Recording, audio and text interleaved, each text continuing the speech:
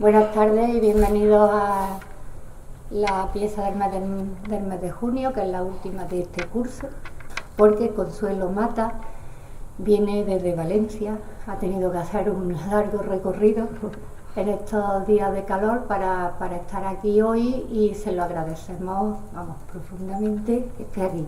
Ella nos va a hablar de unas piezas muy singulares, la fíbula, esa especie de imperdible o de alfileres de plata del tesoro de los almadenes de Pozo Blanco, y nos va a hablar un poco, pues de la iconografía, de qué tipo de representaciones aparecen en la fíbula. Consuelo es profesora titular de la Universidad de Valencia, tiene un dilatado currículum de investigación y también de práctica en la arqueología, centrado sobre todo en la cultura ibérica y en los estudios territoriales y de cerámica, así también como en la puesta en valor y la explotación cultural del patrimonio arqueológico. Pero a efectos de lo que a nosotros nos interesaba en relación a estas piezas, ella ha dirigido varios proyectos de investigación en los últimos años dedicados a la flora y a la fauna ibérica, a fin de identificar en época ibérica cuál era esa flora y esa fauna que existía y cómo se representa a través de nuestra cultura material, de los restos arqueológicos. Y hay una página web que es www.florayfaunaiberica.org, donde ustedes pueden ver los resultados de este proyecto. Y pues los dejo ya con ella, que nos va a hablar de estas magníficas piezas. Muchas gracias. Bien, buenos días o buenas tardes, según se piense que estamos antes de comer. Aquí sería buenos días todavía. Yo lo que no tengo que empezar más que agradeciendo al Museo de Córdoba y a su directora Lola Baena que me hayan invitado a pasar aquí estos días, a todo el personal del museo, Paco Morales sobre todo, que me atendió la primera vez que vino, muy amable cuando entré en contacto con las fíbulas por primera vez, y a la asociación de amigos del Museo de Córdoba, por supuesto, por colaborar en estas jornadas que son tan estupendas. Para mí, desde luego, es un placer. Además, me ha permitido, a pesar del calor, huir de la Fórmula 1 en Valencia, que se estará celebrando con todo el jaleo ahora mismo. Y el calor, porque también allí creo que estaba previsto un montón de calor. Bien, pues nada, voy a empezarles a hablar de estas fíbulas y del conjunto de ellos. Y como ya se ha dicho, pues forma parte de un proyecto de investigación que se llama este segundo se llama Fauna Ibérica, de lo real a lo imaginario, y es la segunda parte, igual si es un poco más lejos a lo mejor sí, porque tiene mucha potencia. La primera parte fue dedicada a la flora y el segundo, aunque ya ha terminado, pues está dedicado a la fauna. En ellos pues trabajan un montón de investigadores y colaboradores, como están ahí relacionados, de la Universidad de Castilla-La Mancha, de la Autónoma de Madrid, del Museo de Prehistoria de Valencia, también del Ministerio, el llamado ahora Ministerio de Educación, Cultura y Deporte, que antes era Ministerio solo de Cultura. Y en nombre de todos ellos hablo, porque evidentemente yo he sido la investigadora principal, pero recojo el trabajo y las ideas de todos ellos, porque hemos formado un equipo que llevamos trabajando varios años en estos dos proyectos. Y les animo a que visiten la página, porque ahí tenemos un poco de todo. Hay restos orgánicos, pero también hay iconografía. Y claro, normalmente la iconografía es lo más espectacular que podemos ver de estos elementos. Bien, para los que no sepan mucho de los iberos, me voy a permitir dos breves diapositivas para introducirles en el tema de quiénes son los iberos. Los iberos es una cultura, una civilización, un conjunto de culturas, ya no sabemos muy bien cómo llamarlos, pero es un grupo de pueblos, de los cuales algunos nos han quedado sus nombres antiguos por las fuentes escritas, que vivieron aproximadamente en esta zona de la península que tienen ustedes marcada ahí, y también desde el sur de Francia, desde el río Herold en el sur de Francia hasta aproximadamente el río Guadalquivir, con estos nombres que aparecen, algunos no quiere decir que siempre se mantengan esos nombres en toda la época, pero son los que nos han llegado a través de las fuentes. Y la cronología, aproximadamente desde el siglo VI, podemos ya decir que estamos ante los iberos, o que se reconocen estos pueblos como tal. Y hasta el siglo I, finales del siglo I, que es cuando ya se ha completado la la conquista romana de la península, se empieza a llamar Hispania ya, y bueno, pues podemos decir que los pueblos que viven, tanto los iberos de la costa como los demás al interior, ya empiezan a asimilar pues otras formas de vivir, como son las romanas, y poco a poco pues se va diluyendo su cultura, y a nivel de los iberos pues su lengua, su escritura también. Bueno, brevemente, estos pueblos, evidentemente, en estos 500 años que los reconocemos como tal, tan variados, y en una geografía tan variada, tienen muchas diferencias entre sí, diferencias temporales, también espaciales, pero podemos reconocerlos en unos rasgos mínimamente comunes, como serían estos que les he intentado recoger aquí. Conocen la cerámica a torno, a diferencia de todos los demás. De hecho, la cerámica a mano pues se abandona totalmente. Conocen la metalurgia del hierro, también la orfebrería, como vamos a ver, una orfebrería pues muy avanzada, como son esta muestra, en la muestra de estas fíbulas que vamos a ver. La metalurgia del hierro también con armamento y con herramientas pues muy sofisticadas, que prácticamente nos permiten reconocerlas en la actualidad, para saber para qué se utilizaban. En algunas áreas de esta zona se desarrolla una escultura en piedra muy importante, la Dama de Elche pues la más conocida, pero hay en Andalucía pues el Cerrillo Blanco o el Pajarillo de Jaén, también muy conocidos. Después un sistema de escritura que se empieza a reconocer desde el siglo IV con seguridad, aunque no sepamos qué nos dicen. Ahí tienen ustedes pues una escritura en sobre cerámica, pero también hay sobre plomo y sobre piedra. Después la acuñación de moneda tardía, empieza en el siglo III. La primera ciudad que acuña moneda es la ciudad de Arse, que después se llamará Saguntum por los romanos, la Sagunto actual, y la acuñación básicamente en bronce, pero también hay en plata. Después, a nivel político, pues lo que sabemos es que se organizaban en ciudades, lo que podríamos llamar ciudades-estados, o las polis griegas sería lo más parecido, a lo mejor esta de referencia es más fácil para saber cómo se organizarían. Y después tienen rituales religiosos más o menos normalizados, y desde luego otra cosa que les unifica es el ritual de la cremación para enterrar a los muertos. Entonces, todas estas cosas serían características que después hay que ir matizando con el tiempo, por el espacio, y que no vamos a entrar aquí desde luego porque no vamos a dar una clase de iberos. Bien, también una fíbula, aunque ya Lola ha comentado para algunos que puede ser una fíbula, pero tal vez alguien se lo haya preguntado, que puede ser una fíbula. Bueno, pues una fíbula es lo que ahora se llama un imperdible, que sirve para sujetar las túnicas tanto de las mujeres como de los hombres. Las más comunes son las que tienen ustedes ahí, esta fíbula anular, la de arriba, que es la que se llama fíbula anular hispánica, la que hemos llamado así los arqueólogos, y la de abajo, que es donde se ve el esquema de cómo funcionaría una fíbula, que es la que se llama pues de pie vuelto o de tipo latén o esquema latén, cada una de una manera.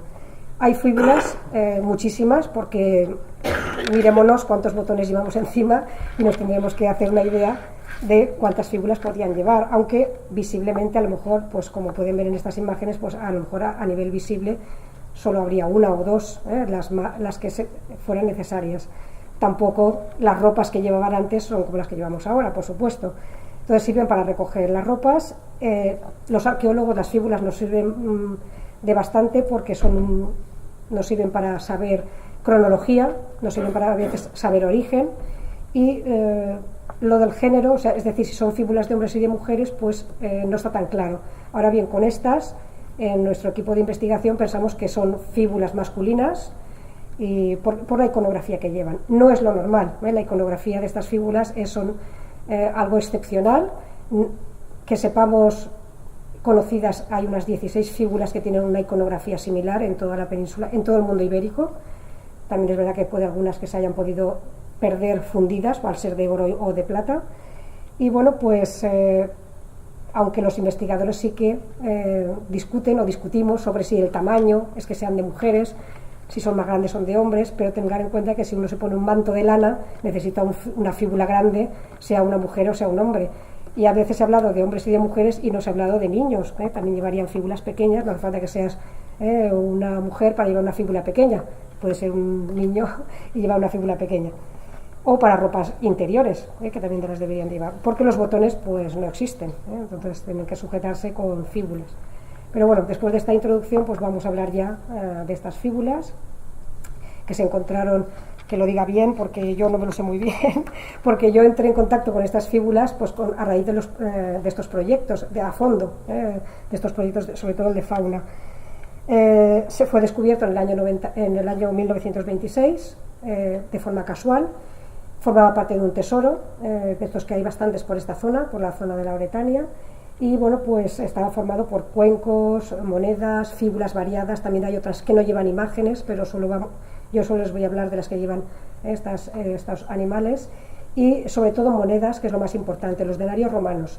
Y es importante porque de todos los denarios romanos que se han conservado, que han llegado hasta la actualidad, porque muchos probablemente se debieron de perder, fechan la datación de cierre del tesoro. Estos son tesoros que se han ido acumulando a lo largo del tiempo, seguramente a lo largo de todo el siglo II, por alguien, por una familia, por un grupo de familias, por supuesto. No sabemos muy bien por qué razón tampoco se atesoran estas piezas. Y lo que sí que sabemos es que el último denario se fecha entre 109 y 108 a.C., con lo cual eso quiere decir que en ese momento el tesoro dejó de, valga la redundancia, atesorarse, o se murieron los que lo estaban atesorando, perdieron la memoria sobre el mismo y quedó abandonado. Esto es muy importante porque nos sirve para cerrar los tesoros y para datar todos los tesoros o todas las figuras que aparecen en otros tesoros y que no tienen monedas, con lo cual este tesoro de los almadenes es especialmente importante por esa razón. Bien, estas son las fíbulas de las que les voy a hablar, estas 4 fíbulas, porque son las que tienen estos animales, que no siempre han sido reconocidos correctamente, en nuestra opinión. Muchas veces he hablado de escenas de animales, unas veces se decía caballos, otras veces se ha dicho animales variados, pero no siempre se han reconocido todos los animales, y sobre todo en comparación con otras que también son fíbulas que proceden de Andalucía y que tienen otras imágenes, y que vemos que hay como una especie de esquema de escena, y que también se repite con variaciones en cerámicas, en escultura. Es decir, que nos da la impresión de que los íberos están contando algunas historias, aunque no sabemos qué historias nos cuentan, pero que desde luego se repiten. Bien, pues estas fíbulas, voy a empezar por la de arriba, siempre tengo un poco de dislexia, por la que tengo a la izquierda, que es la que tiene mejor arte, y que, como ven, hay 2 prácticamente iguales, una mejor y otra peor, y después hay otras 2 un poco más sencillas. Como las vamos a ir viendo una por una. Esta sería la fíbula que es la que nos va a dar la pauta de todas las demás. En ella pueden ver cómo, son de las que se llaman fíbulas de pie vuelto o de esquema de latén, porque tienen pues en lo que se llama el pie, que es esta barra, no hay... con esto, es que con esto sí que no sé si me voy a aclarar yo. Bueno, sí, vale, sí, ya me aclaro. Esta barra que ven aquí es lo que se llama el pie, y es donde se sitúan pues estos animales, y después ya sobre el puente y después ya sobre el resorte. Estas fíbulas están muy bien conservadas, y la verdad es que solo les falta la aguja a todas ellas y el muelle, que es la parte más débil de la fíbula. Todo lo demás se conserva pues muy bien. Son de plata sobredorada, eso se ha descubierto que llevaban un dorado para dar la impresión de que eran de oro en vez de plata, porque debían de ser como más prestigiosas, y eso se ha podido descubrir recientemente con los proyectos de Alicia Perea, que ha podido analizarlas y ver que llevaban estos restos que en muchos casos pues con el tiempo se ha ido perdiendo, este sobredorado. Bien, pues estos animales, como podemos ver, el primero sería, yo creo que se reconoce bien, un jabalí, con el hocico alargado, la cresta erizada, y sobre todo pues lo que nos da la pauta es un poco el rabito enrollado. Este animalito, pues en nuestra opinión es un perro. Muchas veces muchos autores han dicho que era perro, pero otros en cambio han dicho que sí podía ser otro jabalí, incluso se ha dicho un caballo. En nuestra opinión es un perro que va persiguiendo un jabalí. Y esto sería aunque ya sé que tienen que hacer un poco un ejercicio de imaginación, un caballo, la cabeza de un caballo, el prótomo de un caballo, que si pueden ver estos de aquí, de detrás del resorte, pues se reconocen mucho mejor, porque tienen un mejor arte que este de aquí. Y lo que digamos que nos sentimos un poco más orgullosos de este proyecto es el haber reconocido pues este animal, que ya he perdido la flecha, no, aquí está. Este animal que aparece es un animal puesto sobre el puente de la fíbula, que pueden ver en estas fotos de aquí, que reconocemos como un lobo, la cabeza de un lobo, bueno, el lobo entero, esto es la cabeza, el cuerpo alargado, y aquí detrás pueden ver las partes traseras como si estuviera agazapado. Sorprendente, nos ha sorprendido que este lobo ha pasado desapercibido en todas las descripciones que se han hecho de las fíbulas, que se han publicado, no diría muchísimo, pero se han publicado bastante, y nadie lo había reconocido. Solo en unas fíbulas muy parecidas de Perotito, que están en el Museo Arqueológico Nacional, se describió en el año 83, se dijo, hay un lobo, pero nunca nadie más había vuelto a decir que había un lobo sobre esa fíbula. Es que ni siquiera decir un animal raro, nada, pasaban como desapercibidas. Y bueno, pues nos dio, pues tuvimos mucho interés en venir a confirmar que realmente pues era así, y creemos que desde luego si no es un lobo pues se le parece mucho, y sobre todo por comparación con otros animales que vemos en otras fíbulas o en otras representaciones. Esta de aquí, que es del mismo tesoro, como ven, repite un esquema parecido, pero la pobre, pues, o el pobre artista debía de ser un poco más malo, debía de ser pues un orfebre secundario, estaba aprendiendo, no sabemos muy bien por qué, bueno, repite un esquema muy parecido, pero desde luego le han salido mucho peor los animalitos. También podría ser que fuera una cronología distinta, pero es que están en el mismo tesoro en 100 años y la verdad es que la tipología de la fíbula es la misma y lo único que varían son los animalitos que hay encima. Entonces, bueno, aquí sí que hay que hacer un poco, creo que un ejercicio más de fe, porque desde luego este animal, desde luego esta fíbula, siempre se ha dicho que había animales y nadie se ha atrevido a identificarlos. A ver, nosotros nos atrevemos a identificarlos porque los comparamos con la fíbula anterior y con otras fíbulas parecidas. Si no, evidentemente, es muy difícil que pudiéramos reconocer aquí los animales que les voy a decir, pero teniendo en cuenta que creemos, que repite el mismo esquema, se me va, estoy acostumbrada a otros ordenadores. A ver, aquí. Bueno, pues pueden ver lo que, a ver la flecha, aquí abajo, lo que sería, mejor no lo toco. Bajo lo que sería el jabalí, que en este caso pues no tiene el rabo enrollado, pero consideramos que sería un jabalí igual porque el esquema de la narración es el mismo, perseguido en este caso por también un perro, aunque es mucho más grande que en el caso anterior, y además, como ven, está mirando al revés, está como mirando al caballo, eso también marca una diferencia, pero como después verán las otras fíbulas, verán que es un esquema que se repite en otros casos. El caballo, que estaría, el prótomo de caballo, que está también mirando hacia el lobo, y el lobo, pues que sigue, este sí, Dios mío, ¿por qué tengo tan mal dedo con estos? Bueno, el lobo que está también sobre el puente, que también se le puede ver bien la cabeza, y como ven en la parte donde están los prótomos de caballo, también se ve con las patas recogidas, es como si estuviera esperando saltar o escondido para atacar, pues en este caso al caballo. Estas otras dos fíbulas son mucho más simples, siguen un esquema muy parecido en la representación de lo que hay sobre el puente, no en el pie. En el pie han desaparecido los animales que hay encima totalmente y solo se han quedado el caballo y el lobo, que sigue estando exactamente en la misma postura. Y también, como pueden ver, en el caso de la fíbula de la izquierda, también los prótomos de caballo en el muelle, en lo que donde estaría el muelle, en el resorte.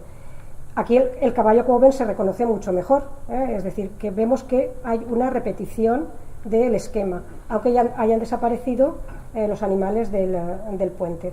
Esto me servirá un poco pues, para después contar lo que creemos que significan estas fíbulas. Y en la otra fíbula es mucho más sencilla, es muy diferente a las que hemos, bueno, diferente en cuanto a la tipología, es también mucho más pequeña, y como ven aquí lo que se ha hecho es invertir la posición de los animales. El caballo está sobre el puente pero no remata el pie, y el que remata el pie es el lobo, que ha quedado reducido a simplemente la cabeza y el cuerpo es una cinta, y la fíbula es ligeramente distinta. Bien, aunque muchas veces, y aquí voy a discrepar de lo que dice la web del museo, que son celtibéricas, creemos que son ibéricas todas las fíbulas, excepto esta tal vez. Esta sí que responde a una tipología del mundo celtibérico. Las otras son fíbulas que consideramos plenamente ibéricas, y esta sí que rompe la tipología. No tiene los prótomos de caballo en el extremo, está por dos esférulas, la tipología de la fíbula es distinta, la posición, aunque repite un poco enfrentamiento caballo-lobo, pero la posición es ligeramente diferente, y hay otras fíbulas llamadas de caballito en el mundo celtibérico que siguen la misma tipología, aunque no parezca el lobo. Bien, pues ahora vamos a ver un poco el significado de estas fíbulas. Se han llamado animales en persecución. ¿Por qué? Pues porque solo aparecen animales, no hay humanos, no hay ningún hombre, ninguna mujer en estas fíbulas, aunque veremos que en otras sí que los hay. Y vamos a ver un poquito qué pensamos sobre ello. Podría darse una doble lectura, evidentemente, es decir, como se ha dicho siempre, animales en persecución o animales en la naturaleza, que en el mundo clásico eso se le llama paradeisoi, o sea, paraísos, la naturaleza. Animales que en apariencia, aunque hay una persecución, el perro persigue al jabalí, el lobo y el caballo están enfrentados, no se ve una previolencia, no se están atacando, por lo tanto son animales que están pues, normalmente en la naturaleza. Ahora bien, ¿qué diferencia hay con los animales de la naturaleza que aparecen en el mundo clásico, estos paraísos? Es que hay animales domésticos. En los paraísos clásicos no hay animales domésticos, y aquí aparecen dos, el caballo y el perro, y ahí es donde creemos que se marca la diferencia, para no decir que sean animales en la naturaleza, aunque tampoco descartamos la posibilidad de que se trate de eso. Nosotros somos más partidarios, en nuestro equipo de investigación, de hablar de un doble enfrentamiento. Vemos que el perro se enfrenta al jabalí, es decir, la cultura o lo doméstico frente a la naturaleza, frente a lo salvaje, y en el otro caso el caballo al lobo, y el caballo como representación del hombre ibérico. El hombre, por lo tanto, frente a la fiera, frente también a lo salvaje, frente a la fiereza, y tiene que demostrar su valentía, demostrar que va a vencer a este animal salvaje, que estaría representado por el lobo. Vamos a ver, por tanto, estas imágenes en otros soportes, porque, como les he dicho antes, pues se repiten las escenas más o menos. En el plato que tienen ahí de la Alcudia de Elche, ahí sí que aparece un perro, que es el animal que tendríamos en la parte de abajo, porque consideramos que es un perro porque es mucho más delgado que el lobo que aparece en la parte de la izquierda. El jabalí, y bueno, aunque hay pintado otro lobo, otro perro en la parte superior, tengo que decirles que eso es una restauración. Cuando uno ve la pieza en directo se da cuenta de que eso está pintado por el restaurador que ha hecho esa pieza y que lo ha mimetizado de tal manera, porque está todo perdido, ahí no hay restos de ningún perro ni de ningún otro animal, no sabemos lo que habría. Bueno, pues han querido repetir el esquema por alguna razón. Después, como ven, también hay conejos, hay peces, hay aves, y lo único que están es, verdad, persiguiéndose, es la única cosa que podemos decir, pero bueno, no vemos sangre, podría ser este paraíso, sería algo parecido a lo que vemos en las fíbulas, como pueden ver, o en las cerámicas de la zona de Teruel, que les he puesto un ejemplo de Cabeza de Alcalá, donde también vemos muchos paneles de animales que están como flotando, además no están situados de forma natural, sino que pueden estar en vertical, en horizontal, y hay de todo. Pero, ¿cuál es la diferencia con las fíbulas? Que no hay caballo, el caballo no aparece, y tampoco aparecen seres humanos de ningún tipo. Entonces, nosotros ahí creemos que está la clave de estas fíbulas para considerarlas otra cosa, la presencia del caballo. Además, en el área de Teruel tampoco hay perros, siempre son los lobos, también ven que hay aves, Hay ciervos, hay jabalíes, pero tampoco hay ni caballos ni perros. Bien, por lo tanto, quiero que se queden un poco con esa idea, que para considerar, o para lo que nosotros vemos como un doble enfrentamiento, es porque hay unos animales domésticos enfrentados a unos animales salvajes, y que además, para considerar que no se trata de una escena de caza, que también lo barajamos al principio, es que el caballo está mirando al lobo, no está acompañando al perro, que sería lo lógico, el perro acompañando al caballo en la escena de caza. Se está como defendiendo o vigilando que no le ataque el lobo. Entonces, por lo tanto, por eso pensamos que hay un doble enfrentamiento, el caballo frente al lobo y el perro con el jabalí.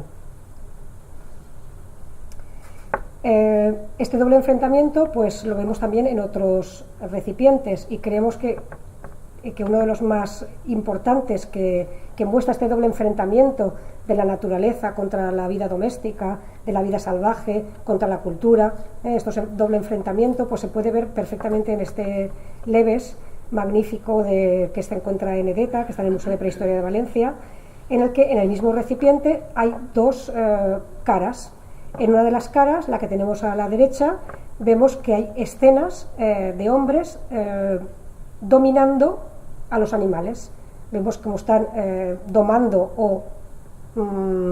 o adiestrando a caballos en la primera escena. Después ya cómo el hombre ya monta el caballo. Después vemos una escena que se ve ya en el lateral, cómo están lo que se ha llamado la tauromaquia. Está un hombre jugando, no sabemos muy bien con qué elementos porque no se distingue bien el objeto, con un toro. Y después ya no se ve porque dobla el recipiente y es muy difícil verlo, pero ya no parecen animales, ya son dos hombres enfrentándose uno a otro, están luchando. Mientras estamos viendo ahí cómo los humanos los hombres en concreto, están controlando a los animales. Animales, uno que puede ser doméstico, que es el toro, y el caballo. Y en la otra cara es todo lo contrario. En la otra cara estamos viendo una jauría de lobos atacando a una manada de jabalíes, y no hay ninguna intervención de humanos en este caso. Por lo tanto, estamos viendo lo mismo, en nuestra opinión, lo mismo que estamos viendo en las fíbulas. El caballo, lo que pasa es que nos falta el hombre, porque el caballo ya está representando al hombre ibérico, y por otro lado, pues los animales salvajes. Esto además, en estas fíbulas más simples, creemos que se sigue, que se refuerza, porque volvemos a ver que los otros animales, el perro y el jabalí, han desaparecido ya de las fíbulas, y solo están el caballo y el lobo enfrentados.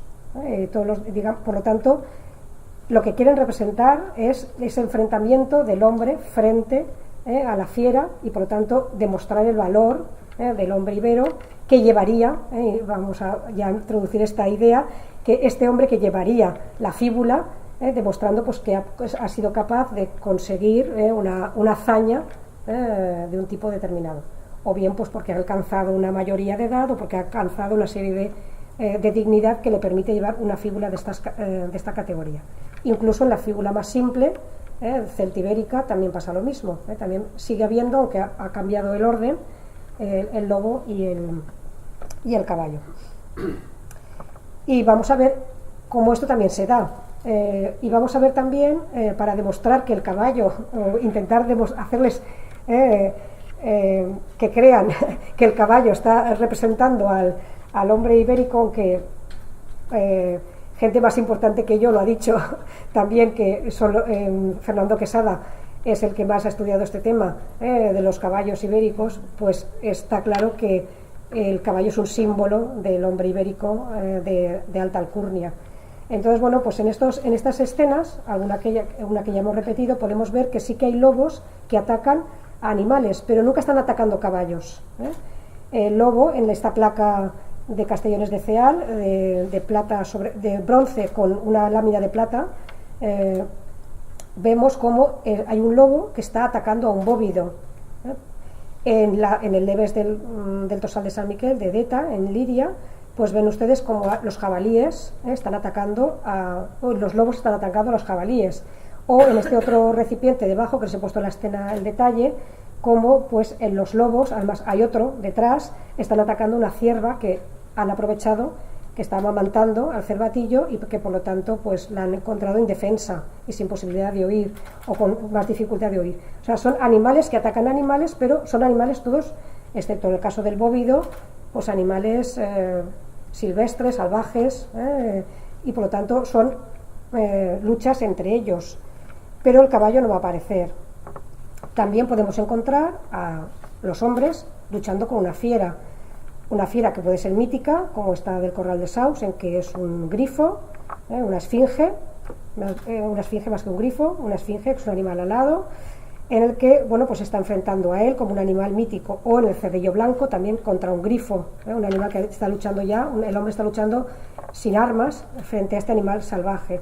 O en la parte de abajo, la llamada figura Braganza, o este recipiente de la Alcudia, en el que vemos a un hombre joven, se les suele identificar como hombres jóvenes que están luchando contra lobos, como ven en el de la Alcudia, gigantes, porque son fieras salvajes, y estos jóvenes tienen que demostrar que pues, o se van a convertir en adultos o que tienen el valor suficiente como para tener ya una categoría superior en la sociedad.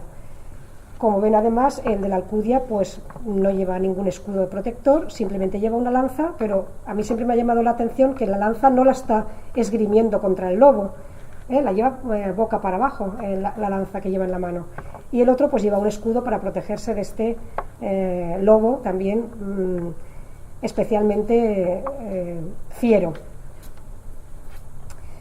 Cuando aparece el caballo, pues acompaña, el caballo va montado por el jinete, o en el caso de esta tinaja que tienen en la parte superior de Deta, de Giria, también el jinete ha desmontado para enfrentarse a la fiera que está detrás, que también debe de ser probablemente un lobo de estos gigantescos, aunque la pieza, como ven, está un poco estropeada y no se conservan, pero los rasgos hacen intuir que se trate pues una especie de lobo o animal similar. Pero el jinete ha desmontado para enfrentarse a la fiera. Por lo tanto, la fiera nunca se enfrenta al caballo, siempre se enfrenta o a otra fiera o al hombre. Y tampoco a la mujer, se enfrenta al hombre. En las piezas de abajo de Lucentum, que está al lado de Alicante, pueden ver cómo este jinete de la parte inferior pues, de la foto pues va como huyendo de una jauría de lobos que le están atacando. Hay uno por arriba, otro por abajo, hay otro que está también por ahí. Como la escena está incompleta, no sabemos muy bien de qué se trata, pero vemos que el jinete va a caballo, y los lobos atacan al jinete, no al caballo. Y en la parte de abajo, en el dibujo, pues en esta pieza ya que está muy deteriorada y por eso hay que poner el dibujo, porque si no, no se ve prácticamente nada, también vemos como es un jinete armado de una palma, pues también se está enfrentando con un gran lobo, probablemente. Entonces vemos otra vez este enfrentamiento, caballo, pero no caballo, sino jinete con el lobo. Y bueno, pues el símbolo del aristócrata iberio es el caballo, que es un poquito, aunque no sea el tema, pero sí, en nuestra opinión, estas fíbulas están, con el caballo están demostrando que ahí lo que están representando es el enfrentamiento del hombre, del jinete, del caballero ibero, frente a las fieras o al mundo salvaje, al mundo exterior, al mundo peligroso. Estas dos magníficas piezas, una aunque parece muy grande, que es el conocido como Guerrer de Moixent, es de la Bastida de les Alcuses, es una pieza que tiene apenas 10 centímetros de altura, y normalmente, como se ha reproducido tantísimo a una escala gigantesca, la gente cuando la ve se queda sorprendida del pequeño tamaño, pero es una pieza muy interesante por el tipo de armamento que lleva y por lo bien representados que están todos los elementos que distinguen a un caballero. O el jinete de los Villares de Olla Gonzalo, de Albacete, que también es pues, una pieza magnífica, con este caballo que parece que se le haya quedado pequeño al jinete, pero que también es pieza magnífica del arte ibero. Y Bueno, pues podríamos decir, bueno, y seguro que a lo mejor hay alguna mujer relacionada con un caballo. Bueno, pues no las hay, directamente no las hay. Los caballos están cuando aparecen, o aparecen solos, o aparecen desmontados, o aparecen en estado silvestre, o aparecen relacionados con los hombres. Con las mujeres, en algún caso, estas imágenes que les he puesto aquí, que algunas pues pertenecen a las fíbulas, como esta del Engarbo de Chiclana de Segura, en la que algunos autores creen ver a una diosa de los caballos, como también en la cerámica de la Alcudia. En la cerámica de la Alcudia también se le ha llamado la diosa de los caballos. Sería la única forma de encontrar una relación mujer-caballos. Yo no es que esté en contra de que se relacionen las mujeres con los caballos, pero a mí me parece que estas divinidades, y prefiero llamarle una divinidad, no son ni hombres ni mujeres, porque si ustedes se fijan, y hay muchísimos más ejemplos, en casi ninguno de ellos hay rasgos anatómicos que diferencien que sean hombres o mujeres. Más bien son divinidades y que por lo tanto, como los ángeles, no tienen sexo. ¿Por qué se ha dicho que son mujeres u hombres? Porque muchas veces se dice la Podnia Hippon, la diosa de los caballos, o el Despotes Hippon, y según el autor dice una cosa o dice otra. Bueno, pues yo analizando estas imágenes, pues me da la impresión de que, como les digo, no son ni una cosa ni otra, son divinidades. La imagen de arriba de la Alcudia, bueno, pues se ha solido decir que es una mujer, pues porque lleva como la cabeza tapada, lleva pues algo que le cubre el cuello incluso, tal vez la túnica. Es verdad que ese tipo de túnicas, lo que pasa es que no la vemos completa, no sabemos si sería larga o corta. Se ha dicho mujer y además porque lleva alas, se relaciona con Tanit. Bien, pues sería la única a lo mejor que más claramente podría ser tal vez una divinidad femenina, pero no tiene rasgos anatómicos de mujer, como otras veces pasa. La de la fíbula del Engarbo se ha dicho mujer por la faldita esta que lleva, pero como ven no tiene pechos, como muchas veces se les pone cuando se trata de mujeres. Lleva una faldita, pues también la podía llevar un hombre, y además lleva en el cuello, se ha identificado siempre como torques, cuando a veces los torques se dicen que son una prenda masculina. Entonces, claro, ahí ya, ¿qué pasa? ¿Lleva falda? ¿Lleva una prenda una joya masculina? ¿O es que ni una cosa ni la otra? Bueno, y las dos imágenes de abajo, como ven, ningún rasgo, ni masculino ni femenino. Cuando a veces se representan a los hombres desnudos o a las mujeres desnudas, cuando aparecen en la iconografía, incluso en la ibérica, siempre se les ponen los rasgos anatómicos que los distinguen a unos y a otros. Y en estos dos casos, en ninguno de los dos, y en otros muchos más que podría haber puesto, no los hay. Por lo tanto, no hay imágenes de mujeres claramente identificadas con los hombres. Por eso consideramos que estas fíbulas son fíbulas masculinas. Y por supuesto, fíbulas de hombres de alto standing, de alta categoría dentro de la sociedad, porque la fíbula normal y corriente ni lleva imágenes y además es de bronce, de plata, y plata sobre dorada habría pocas. Otro elemento de discusión y aquí también voy a discrepar de la cronología, es la cronología de las fíbulas. Como les he dicho antes, el Tesoro de los Almadenes, y no lo digo yo porque doctores tiene la Iglesia numismática, yo me limito a lo que dicen la gente que sabe de numismática. Dicen que esos tesoros están cerrados a final del siglo II, a finales del siglo II, y que como las fíbulas están en muy buen estado de conservación, se tenían que haber necesariamente funcionado y haber fabricado en esta época, a lo largo del siglo II. Exactamente ya no podemos saber cuándo, y además porque en los tesoros que son del siglo III, cuando tienen monedas que empiezan en el siglo III o se cierran a principios del siglo II, estas fíbulas no aparecen. Aparecen otras, pero no estas. Y bueno, pues aquí tienen algunos de los tesoros que tienen fíbulas de estas características de las que hemos visto aquí. Como les he dicho, hay unas 16 fíbulas solo con figuras, tanto animales como en algunas también con el cazador. Estas serían las fíbulas que se conocen. En algún caso son 7 yacimientos conocidos claramente, Algunas tienen varias fíbulas, como las de los almadenes, y también la de, bueno, el molido de Morbat solo tiene una entera. La de Quelín tiene dos, y como ven, Quelín, que es caudete de las Fuentes, que es la única que está en la Comunidad Valenciana, es la única que se sale un poco del área oretana. Todas las fíbulas que tienen estas características son del área oretana ibérica. Por lo tanto, nos parece que nada que ver con el mundo céltico, a los que se les ha querido atribuir el origen, tal vez por la presencia del caballo.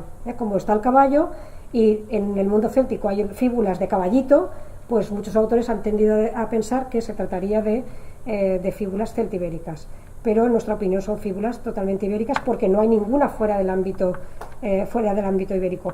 Y por no mentir, hay una en Guadalajara, que es un mundo fronterizo entre los iberos y los celtíberos, pero que en nuestra opinión es una exportación del mundo ibérico hacia el mundo celtibérico. Lo mismo que en los almadenes hay una fíbula celtibérica, que alguien la compraría, alguien la regalaría o lo que fuera. Otra de las cuestiones es por qué se atesoran estos tesoros, estos conjuntos de materiales. No hay ninguna razón objetiva para pensar la razón por la cual alguien empezó a atesorar, porque casi todas ellas proceden de tesoros, de todos estos 7 tesoros que tienen ahí, de piezas que en muchos casos se han perdido, la mayoría. No hay la cronología, los acontecimientos que conocemos históricos de la época no dan motivo para saber por qué la gente empezó a acumular riquezas, excepto la llegada de los romanos. Pero bueno, los romanos llegaron a finales del siglo III a la península, y Viriato se murió en el 137, por ahí aproximadamente, que mucha gente ha pensado que era por las guerras lusitanas que la gente empezó a atesorar riquezas. Los tesoros se cierran mucho más tarde, con lo cual no hay un acuerdo para pensar por qué se empezaron a atesorar estas piezas, y lo que sí que es cierto es que probablemente fueron creación de un taller de orfebrería. No creemos que fuera de una persona sola, sino de un taller de orfebrería o de un conjunto de orfebres que trabajaban más o menos juntos, porque todas tienen un estilo muy parecido. Aquí pueden ver otras de las fíbulas que no son objeto de la pieza del mes, porque están en otros museos, entre el Museo de Jaén o el Museo Arqueológico Nacional. El Museo de Jaén sí que lo pueden ver, el Arqueológico Nacional pues se tendrán que esperar unos meses o no sé cuánto hasta que lo puedan ver. Pero bueno, aquí tienen las fíbulas, 2 de ellas, la de Cañete de las Torres y la del Engarbo, que llevan el caballo con el jinete, y aquí sí que vemos una escena de caza claramente, porque no está el lobo, aquí no hay lobo, aquí va el cazador persiguiendo el perro. Como ven, esta vez el perro que va en el Engarbo, el perro está mirando al jabalí, pero está corriendo hacia el cazador, que es una postura típica de un perro de caza, esperando que el cazador le dé las órdenes, pero mirando a la presa, para que no se le escape. Y en cambio, en la pieza contraria, en la de Cañete en la de Cañete de las Torres, el perro está mirando la pieza, pero también está corriendo hacia el cazador. Bueno, es la misma, es que hay otra que está al revés, me he liado. Hay otra que está al revés. Entonces, la misma postura, y lo que no hay es lobo. Y vemos en la otra pieza de Perotito, que se parece mucho a la de los almadenes, en la que vemos otra vez el enfrentamiento caballo-lobo. Una fíbula muy parecida, y la diferencia de esta fíbula de Perotito es que lo que no lleva son los 2 prótomos de caballo en el eje, donde estaría el muelle, donde iría la aguja para sujetar la fíbula. Bien, entonces con esto, desde luego, creemos que es un taller oretano, y que, como ven, la idea de representación es la misma, solo que en una se representa una caza, en las otras se representan, en nuestra opinión, un doble enfrentamiento por la presencia del lobo, y que las características de los animales son muy parecidas, y de las fíbulas también. Claro, en un siglo que se harían estas fíbulas, a lo largo de un siglo, pues evidentemente el arte cambiaría, los artesanos también, pero probablemente lo que están contando están contando unas cosas muy parecidas, y que también las cuentan en cerámica, la cuentan en otros metales, la cuentan en escultura, la cuentan en varios soportes.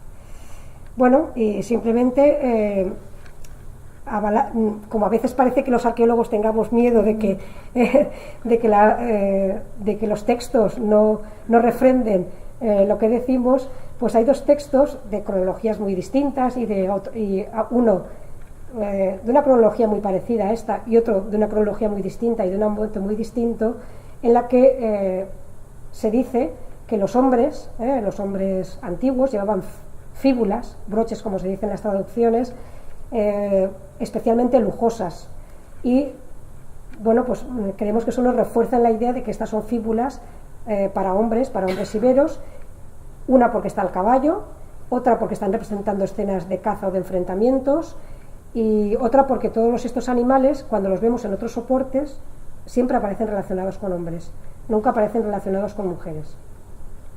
Entonces, por ejemplo, este fragmento de la Odisea, que se refiere a cuando Ulises ha llegado a Ítaca y se presenta a Penélope como un pordiosero, pero le dice que ha visto a Ulises hace años en otro lugar. Entonces Penélope le dice, bueno, dime, yo quiero saber si es verdad que viste a Ulises y no a otra persona. Entonces cuando le dice, Odiseo disfrazado de pordiosero, le dice que el doble manto de lana purpúrea llevaba allí Ulises el divino. Teníalo ajustado con broche de oro, de corchetas gemelas y un frente de hermosas figuras. Con sus manos un perro oprimía por delante a un manchado cervatillo y le hincaba los dientes. Bueno, hemos visto escenas parecidas. En las fíbulas vemos pues que es un perro que persigue a un jabalí, no le hinca los dientes todavía, pero la idea es la misma. O en la parte de abajo, esto sí que ya es una época más cercana a nuestras fíbulas, como tras la batalla de Baécula, Escipión tenía a un joven númida entre sus rehenes y finalmente pues decide, como es un príncipe númida, pues decide liberarlo. Entonces le pregunta si quiere marcharse otra vez a su país y por supuesto que le dijo que sí, el númida le dijo que sí, y entonces, como dice ahí, saltándose las lágrimas de alegría, dijo que sí, lo deseaba, y entonces le dio al chico, Escipión le dio al chico un anillo de oro, una túnica laticlava, junto con un manto hispano, una fíbula de oro y un caballo enjaezado. O sea, otra vez más, los símbolos de un joven aristócrata: caballo, fíbula de oro, además de la túnica laticlava, que es una túnica propia de los senadores romanos y que, bueno, pues como Escipión le quiere reconocer, a pesar de que lo ha tenido de rehén, reconocer la categoría de este joven príncipe númida. Y bueno, pues es un poco, aunque sean de otros ambientes culturales a los iberos, pues también pensamos que por esta razón estas fíbulas debían de ser de iberos de alta alcurnia, que además los tenían atesorados pues para utilizarlos como piezas en algún momento de necesidad, como pasa ahora en la actualidad. Y bueno, y esta pieza de la Alcudia de Elche también, la que lleva una fíbula de gran tamaño, aunque no está, una fíbula anular hispánica, aunque no está decorada, porque pues las minas de plata son tan importantes, pues se podían permitir estos príncipes. Y bueno, pues con esto simplemente agradecerles su atención, el haber estado aquí compartiendo conmigo esta charla, y espero que les haya interesado, y también si les puedo responder alguna cosa, también estoy a su disposición. Y nada más.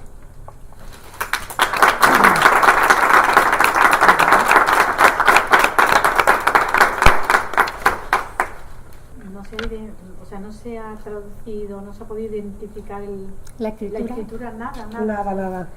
Ni una letra. Bueno, a ver, las letras sí, pero espero que no me pregunten ninguna, porque yo no me las no me las sé todas, me sé alguna. Me sé alguna, porque la verdad es que es bastante complicado, pero se leen, digamos, podemos decir ahí lo que pondría. De hecho, aquí, por ejemplo, en esta parte de aquí, a ver si ahora no se me va.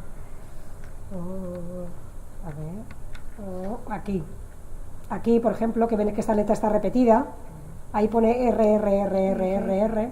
Entonces se dice que es la onomatopeya del caballo, que estaría relinchando, porque es una letra repetida, por ejemplo. Entonces se conocen las letras porque hay monedas bilingües en latín y en ibero. Y entonces desde hace muchos años, desde el siglo XIX, incluso antes empezó, pero sobre todo en el siglo XIX y principios del XX, se ha, digamos, transcrito en lo que se llama el signario ibérico. Sabemos cuál es la D, la A, la B, la C, la D, la T, pero no sabemos lo que dice, porque no existe un texto bilingüe. No tenemos una piedra de Rosetta, que siempre decimos. Y hasta que no exista ese texto bilingüe, por mucha literatura, porque siempre hay gente que traduce en el ibero y que escriben textos y dicen se ha leído y se dice, no hay forma de momento de leerlo. Sí que hay avances y se están identificando posibles nombres propios, endónimos, topónimos, pero no lo que se dice exactamente. A la izquierda está representado, bueno, a la izquierda a lo mejor era a la derecha. Sí, no lo sé. ¿Está representado lo que pudiera ser una rosa de los vientos? Pues sí, hombre, a ver, podría ser, pero en realidad ya me he ido. En realidad son una serie de letras todas unidas. Que además sea una rosa de los vientos ya no lo sé, pero todos son reconocibles como letras ibéricas. Son letras que tienen caracteres de la escritura protolíbica y por otro lado de la escritura griega. El alfabeto, bueno, el signario, los signos ibéricos proceden del griego antiguo y del fenicio, por lo tanto del libio fenicio que se llama por aquí o de tal, pero la lengua que transcriben es totalmente distinta. Es como si ustedes leen cosas en turco, en inglés algo entendemos, algo poco, pero entendemos algo. Pero turco, por ejemplo, no. Los turcos, con intención de que alguna vez los admitan en el club de la Unión Europea, aunque yo creo que ya deben estar arrepentidísimos, cambiaron su forma de escribir hacia el alfabeto latino y eliminaron el árabe. Por lo tanto, nosotros solo podemos leer el turco, pero no sabemos absolutamente nada de lo que dicen porque es una lengua distinta. Pues esto sería lo mismo. Los íberos adaptan el alfabeto, tanto griego arcaico como fenicio, a su lengua, que no tiene ninguna relación ni con el latín ni con el celta. Por eso no se puede traducir de momento. Entonces, algunas letras sí que recuerdan, pero no hay forma de hacerlo.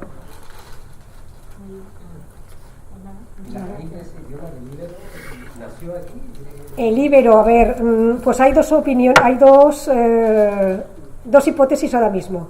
Desde el principio se pensó que estamos hablando de la escritura, porque la lengua es mucho más complicado. La gente habla desde neandertales incluso antes, por supuesto, aunque hay diferencias entre si se habla lengua y tal, pero bueno, la gente nos comunicamos. El problema es que cuando empezamos a identificarlos, porque empezamos a escribir, y entonces aquí en la península la primera escritura es ibérica. Hay una, como se ha dicho, tartésica, libiofenicia, pero que a veces no está clara su cronología y hay una discusión. Desde siempre, como las letras se parecen a las fenicias y a las griegas arcaicas, se pensaba que venía desde el sur, porque es donde están las colonias fenicias, los contactos griegos más arcaicos, pero últimamente hay una nueva hipótesis que no todo el mundo comparte, en que la escritura ibérica vendría del griego de Ampurias, de Cataluña, que entraría por Ampurias. No todo el mundo está de acuerdo. Tiene signos que son libios. Sí. Todos los puntitos, las rayitas. Sí.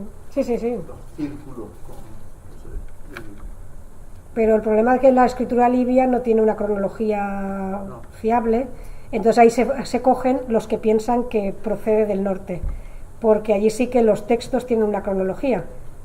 Los plomos que han salido en Ampurias, tanto griegos como ibéricos, en el área catalana en general, pero eso es como un argumento que se dice silencio, ¿no? En cuanto aparezca una cosa en otro sitio, te lo rebate rápidamente.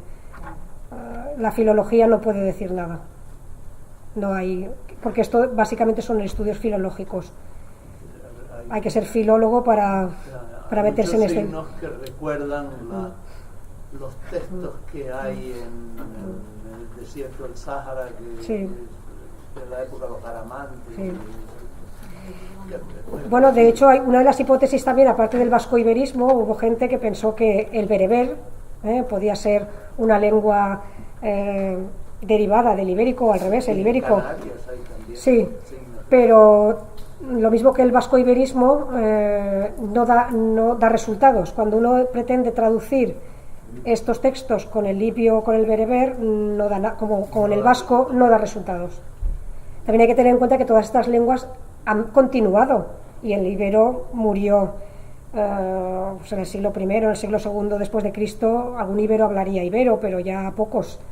Aún hay algún texto escrito en ibero en esa época. Se supone que eso no tiene vocales. Sí, tiene vocales. Hay vocales y semiconsonantes. Por eso no es un alfabeto, sino que es un signario semialfabético. Están las 5 vocales y después hay consonantes. Da, do, di, bu, ba, bu. Bueno, pues muchas gracias. A vosotros por vuestra presencia aquí.